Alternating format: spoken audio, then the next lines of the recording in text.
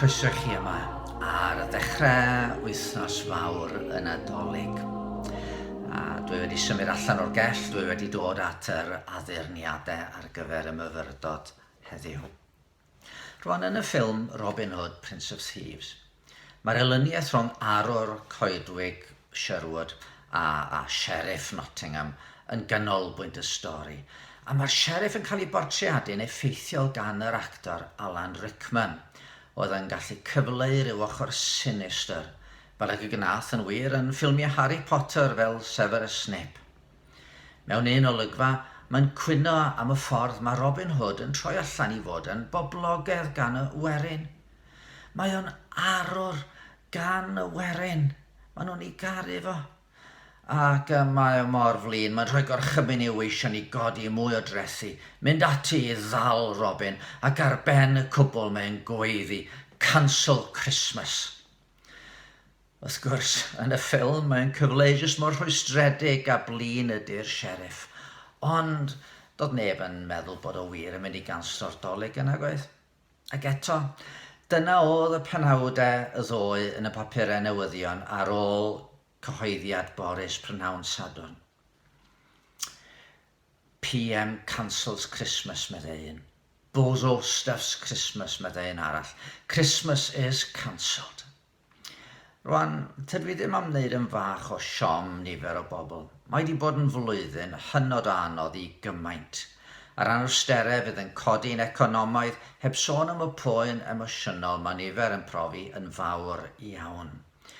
Ac wrth gwrs, mae gorfod newid y trefniadau'n drafferth a mae pobl yn mynd i fod wedi siomi. Ond adwy'n geiriau Ryan Davies, a'i hyn yw'r Nadolig. Ddoe mi ges i, fel llaweroedd o rei eraill, draws y wlad ac ar draws y byd, ymuno mewn gwasanaeth carolau. Ie, ar y we oedd o'n digwydd ac felly ddim yr un naws ag arfer, mae'n siŵr. Ac eto, roedd y carolau, y darlleniadau a'r hyn roedd rhain ei rannu am ei ymateb i gariad Duw yn anfon ei fab i'r byd, yn llwyddo i droi fy sylw oddi ar Ovidia yn blwyddyn bandemig. Fe nath i mi feddwl am Seren Bethlehem, a'r seryddion yn dod o'r dwyrain i chwilio am yr un anwyd i fod yn frenin yr Iddewon.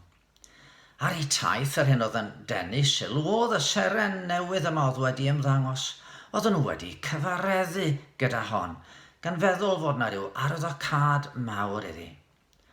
Ond unwaith oedd nhw wedi cyrraedd y baban yn y cryd, fe anghofiwyd am y seren. Roedd wedi gwneud ei gwaith bellach.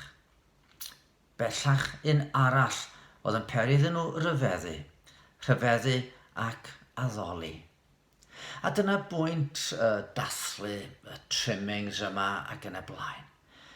Maen nhw fod gwneud i ni sylwi ar y baban ac wedyn, dyn ni ddim yn sylwi gymaint arnyn nhw. Dyma chi gerdd fach ysgrifennais i rai blynyddoedd yn ôl wrth fyfyrio ar daith y seren, Carol Seren Bethlehem. Pan gefais ti dy danio, wydde ti a thosod ar dy gylchdro, wydde ti y rheswm am doleo a ddanfon fydd i grwydro drwy'r gofod, dro ac eildro.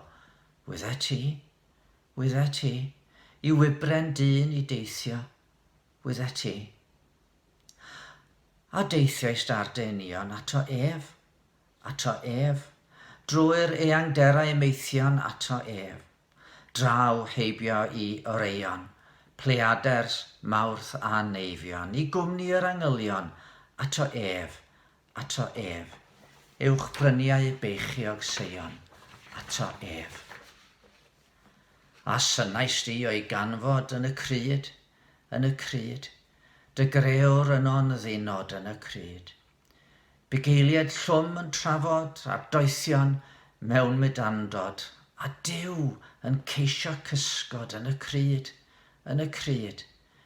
a'r byd heb ei adnabod yn y cryd.